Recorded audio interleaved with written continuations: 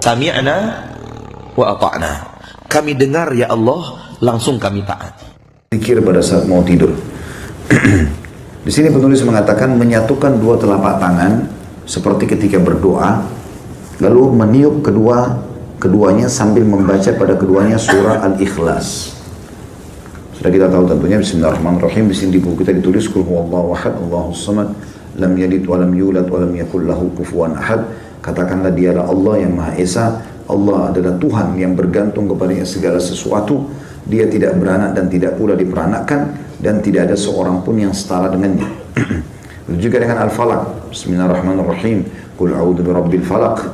Katakanlah aku berlindung kepada Tuhan yang menguasai waktu subuh. Min syarri ma khalaq, dari semua kejahatan makhluknya. Wa min syarri ghasiqin idza waqab, dan dari kejahatan malam apabila telah gelap gulita, karena umumnya malam orang berbuat maksiat. Nah, kita berlindung kepada Allah. Wa min syarri naffatsati fil 'uqad, dan kejahatan wanita-wanita tukang sihir yang menghembus pada buhul-buhul. Wa min syarri hasidin idza hasad, dan dari kejahatan orang yang dengki apabila ia dengki. Begitu juga dengan An-Nas. Bismillahirrahmanirrahim. Qul a'udzu birabbin nas. Katakan aku berlindung kepada Tuhan yang memelihara dan menguasai manusia. Malikin nas, rajanya manusia. Ilahin nas, Tuhannya manusia. Min syarril waswasil khannas, dari bisikan syaitan yang biasa bersembunyi. Alladhi yuwaswisu fi sudurin nas, yang selalu membisikkan kejahatan ke dalam dada manusia. Minal jinnati wan nas, dari jin dan manusia. Dibaca lalu ditiup ke telapak tangannya, kemudian dengan kedua telapak tangan itu dia mengusap tubuh yang dapat dijangkau dengannya, dimulai dari kepala, wajah, dan tubuh bagian depan sebanyak 3 kali.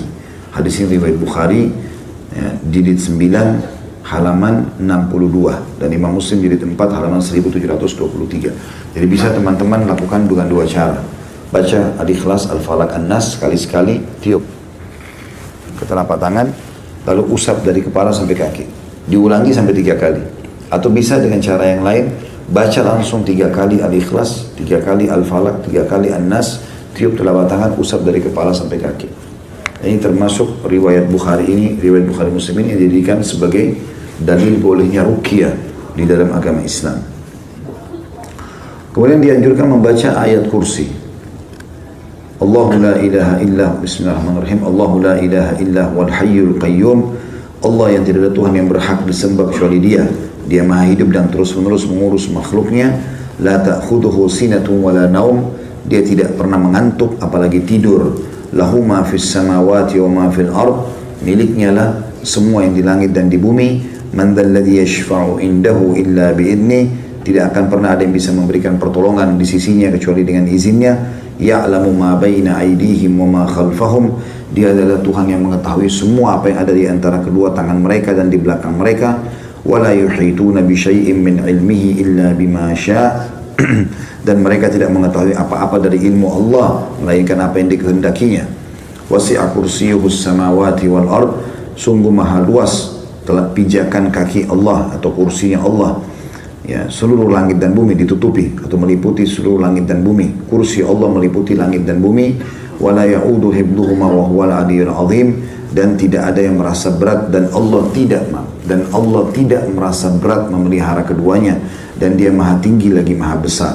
Al-Baqarah 255. Ada footnote di situ bagi yang pegang bukunya, halaman atau footnote nomor 127 di halaman 98. Keutamaan baca ayat kursi kalau mau tidur, barang siapa, kata Nabi SAW, barang siapa membaca ayat tersebut ketika hendak berbaring di tempat tidurnya, maka Allah akan senantiasa menjaga dirinya dan syaitan tidak akan mendekatinya hingga pagi hari. Hadis riwayat Bukhari, jilid 4 halaman 487. Nah, karena syaitan biasanya datang dalam mimpi, nakut-nakuti, ketindihan, ya, dan segala macam hal. Termasuk dianjurkan adalah membaca beberapa ayat terakhir dari surah Al-Baqarah. Tepatnya 2 ayat terakhir, ya. Ayat 285 sama 286. A'udzu billahi minasyaitonir rajim. Amanar rasulu bima unzila ilaihi min rabbih wal mu'minun.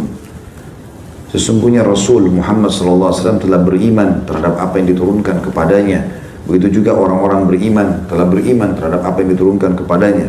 kullun amana billah, semuanya mengimani tentang keberadaan Allah, wa malaikatihi, dan seluruh malaikat-malaikatnya, wa kutubihi, dan kitab-kitabnya, wa rusulihi, dan rasul-rasulnya, la nufarriqu baina ahadin min rusulih, dan kami tidak membeda-bedakan antara utusan-utusan Allah itu. Wa qalu sami'na wa ata'na, dan mereka berkata kami dengar dan kami patuh. Ghufranaka rabbana wa ilaikal masir, pengampunanmu yang kami harapkan wahai Tuhan kami, dan kepadamu lah kami akan dikembalikan. Itu ayat 25-nya. Ayat 26-nya, dua ayat terakhir Al-Baqarah. La yukallifullahu nafsan illa wus'aha, Allah tidak akan membebankan jiwa melampaui kemampuannya. Laha ma kasabat wa 'alaiha maktasabat, miliknya lah sesungguhnya ia mendapatkan pahala dari kebaikan yang diusahakannya dan mendapat siksa dari kejahatan yang dikerjakannya. Rabbana la tu'akhidna, laha ma kasabat wa 'alaiha maktasabat, Rabbana la tu'akhidna in nasina aw akhtana, wahai Tuhan kami janganlah kau menghukumi kami karena kami lupa atau kami salah. Rabbana wa la tahmil alaina isran kama hamaltahu 'alal ladina min qablina, wahai Tuhan kami janganlah Engkau bebankan kepada kami beban yang berat sebagaimana Engkau bebankan kepada orang-orang sebelum kami.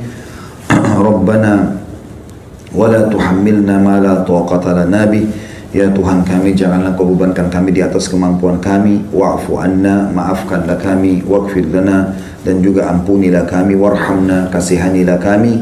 Anta maulana, Engkau lah ya Tuhan kami.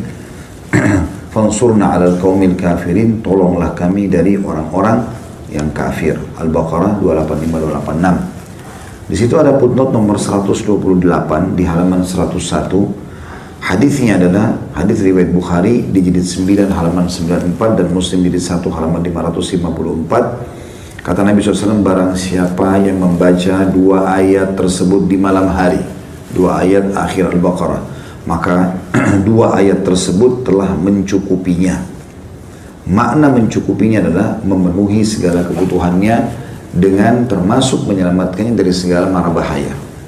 Jadi kalau dia misalnya naudzubillah terjadi gempa apa, dia bisa sempat bangun melarikan diri, intinya dia akan diselamatkan oleh Allah Subhanahu wa taala. Kemudian masuk dalam doa setelahnya adalah tentu ini ada banyak riwayat berhubungan dengan masalah ini ya. Di antaranya sabda Nabi SAW, siapa yang membaca dua ayat terakhir Al-Baqarah, maka semua permintaannya akan dikabulkan oleh Allah. Ya, sampai sebagian ulama menjadikan ini bagian daripada awal doa mereka. Ya, mereka membaca dua akhir Al-Baqarah, baru mereka sampaikan hajat.